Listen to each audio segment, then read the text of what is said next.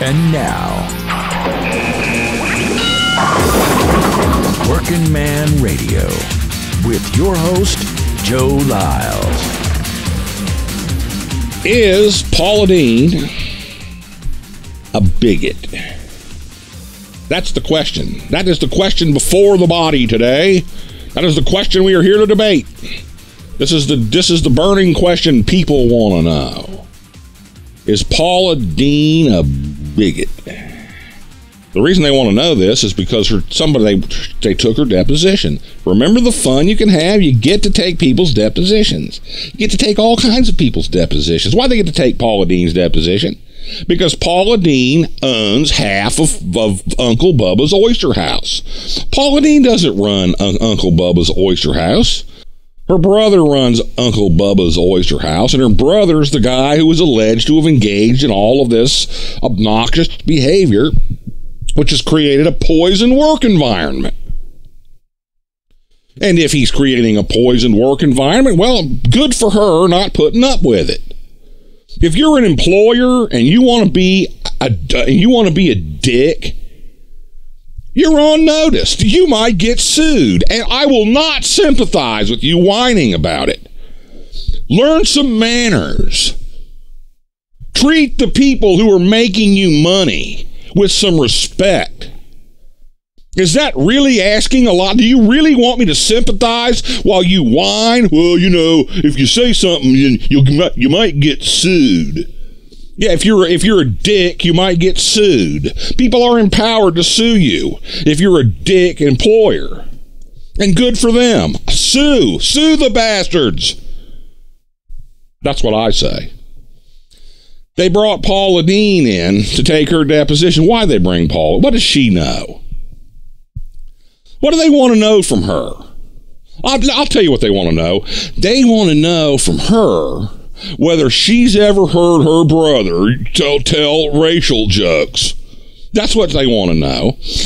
She ever heard her brother use the N-word?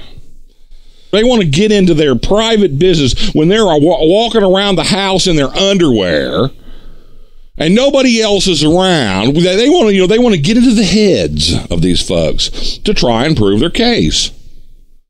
Right, because she's going to tell a jury, well, you know, he told racial jokes. And the jury isn't going to have to say, well, did he really do it? Is she lying? Or is he that kind of guy? And then you've got the deposition, and well, his own sister says he tells racial jokes, assuming that's what she says. That's why they're doing that. That's not all of why they're doing. That's not the mischief. The mischief is, what about you, Miss Dean? You ever tell any racial jokes? What about you, Miss Dean? Tell us, Miss Dean, have you ever used the N-word?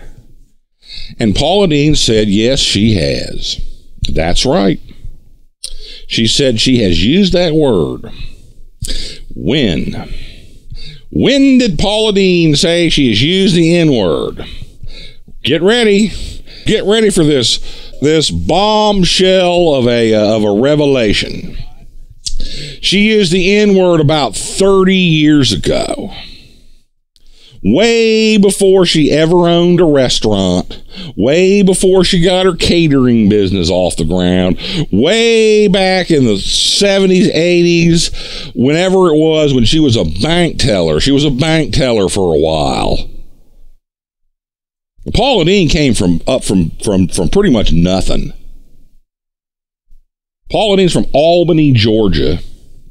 Her parents died when she was 18, 19 years old. Not when she was a kid, but she wasn't very old. She married some fella briefly and then got unmarried to him. Then she married somebody else for where she gets her name Dean. But the fella Dean, that was her second husband. She was married to him for about 25 years. They split up, and she wound up needing to find some work, and that's when she got into the catering business. And she started in her kitchen. She started with nothing. And but before she did that, while she was still married, she worked as a bank teller. And one fine day, working as a bank teller, and this will happen if you work as a bank teller. If you work as a bank teller, somebody will come into your bank eventually and hand you a note. If you're lucky, they'll just hand you a note and say, "Give me the money." The fellow that robbed her bank, he didn't come in with a note. He came in with a gun. And according to her deposition testimony, I don't know, I wasn't there, and I don't know if she's telling the truth, but I'm taking it as true. She said the guy came in with a gun and pointed it at her head and said, "Give me the money." That's not a good day at the office when somebody comes in and points a gun at you. And, you're looking down the barrel of a gun. The problem is that the fella, her problem for today's standards, is that the fella who pointed the gun at her was black. And according to her deposition testimony, the black fella pointed the gun at her, took the money, left the bank. Okay, there are plenty of white bank robbers. Don't worry, trust me, plenty of white bank robbers. But this particular bank robber was not white. Pointed the gun at her, got the money, ran out of the store, and at some point in the aftermath of this, Paula Deen called him, I would call that a crime of passion, calling him that. It was suppose she were to have shot him suppose she were to have waited till he turned around and left the store and shot him in the back, which would not have been lawful self-defense. He's already leaving. She no longer presents any imminent threat to her. It would be a manslaughter. She would probably walk, but it would certainly be a manslaughter because of the provocation of pointing a gun at her. That mitigates the crime of murder to manslaughter. Well, if the crime of murder is mitigated down to manslaughter by having a gun pointed at you, what is the crime of using the N-word? And how long ago was this? 30 years ago? Who cares? Thanks for watching, and don't forget to like, subscribe, and comment. You've been listening to Working Man Radio with Joe Lyle at joelylesradio.com.